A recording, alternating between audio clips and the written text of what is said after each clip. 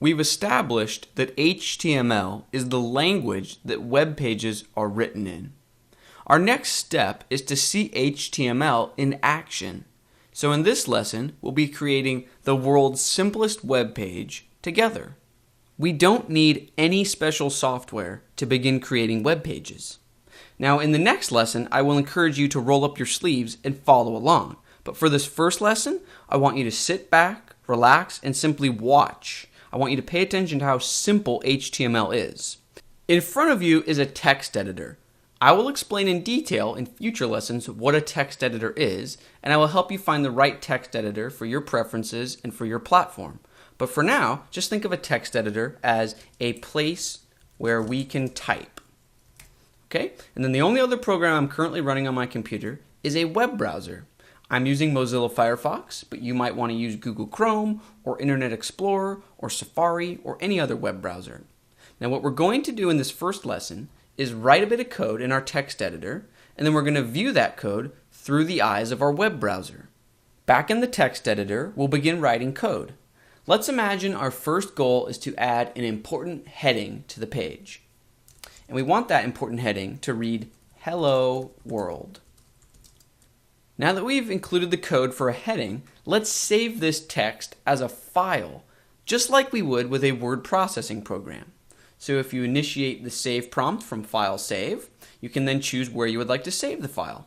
I'm going to save it in a Learn HTML folder that I've created, and then I'm going to name the file Index.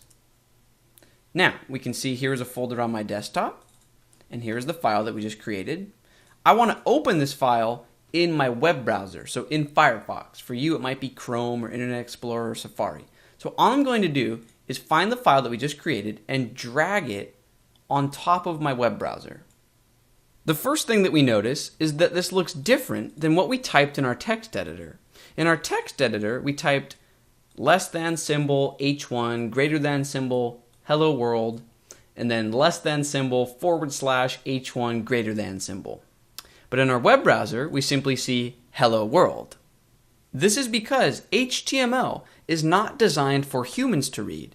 It's designed for web browsers to receive and then render a web page, and then humans can read the web page that it outputs. So for example, all this code did is create a heading level 1 or H1 element.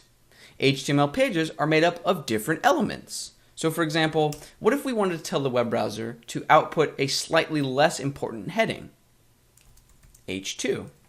And we can include any text that we'd like. So we can say hello world again.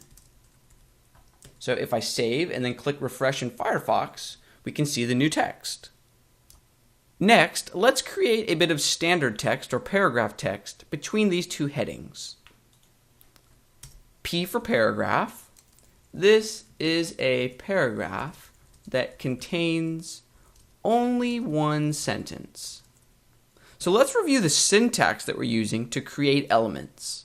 I like to say that writing HTML is like making sandwiches. So you can see that this is the start tag, and it's essentially a piece of bread. This is the end tag, and it's another piece of bread. So that leaves the peanut butter and jelly or the meat or whatever we want to include in the sandwich in between the two slices of bread. So let's review the syntax for the bread slices. This is the less than symbol. This is the code for the element that we wish to create. In this case, it was P for paragraph. And then this is the greater than symbol. And then the ending piece of bread, the closing tag, uses a / right before the code for the element. So if I save and then go to our web browser and click the refresh button, you can see that we now have a piece of standard paragraph text between the two headings. If you recall from earlier, I mentioned that our goal was to create the world's simplest web page. And I think we have achieved that. So we have a heading, a bit of standard text, and then a smaller heading. Let's review what we've learned in this lesson. We've learned that we simply type code into a text editor and then save that file as an HTML file that our web browser can then load, and that's what creates a web page. We learned how to create an element. An element is simply a start tag, a bit of content, and then a closing tag.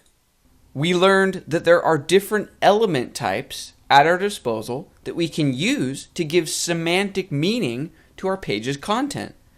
In this first lesson, we only saw 3 different element types in action: heading level 1, paragraph, and heading level 2. Now obviously there's a lot more to the web than headers and paragraphs.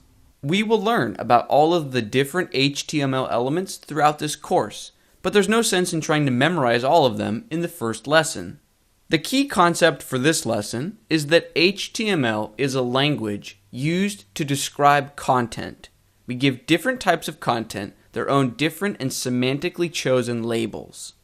Now before we go any further, it is important to note that HTML is not for adding style to pages. This means that we should not use HTML to control the color of text, the size of text. We should not use HTML to assign background colors, or background images, or padding, or margin, or borders, or anything else that is a matter of design preference. HTML is for content. It's how we describe our content and give it semantic meaning. If you want to add style to a page, that's what cascading style sheets, or CSS, is for. Now we will learn CSS inside and out in the second half of this course. The first half of the course is about understanding what HTML has to offer. Or in other words, during the first half of the course, the pages we create will look incredibly basic. And once we have a rock-solid understanding of HTML, or in other words, halfway through the course, we will begin learning CSS in order to add the design to web design. So currently, let's stay focused only on HTML. In our next lesson, I'll encourage you to roll up your sleeves and get some hands-on experience. So you'll basically be doing what we just did in this lesson. I'll show you how to set up a text editor, make sure that you understand how to save the file correctly so that it saves with an HTML extension, and then we'll learn how to load it in your web browser so you can begin experimenting writing HTML code just like I did in this lesson. I think that'll be a lot of fun, so I'll see you in the next lesson.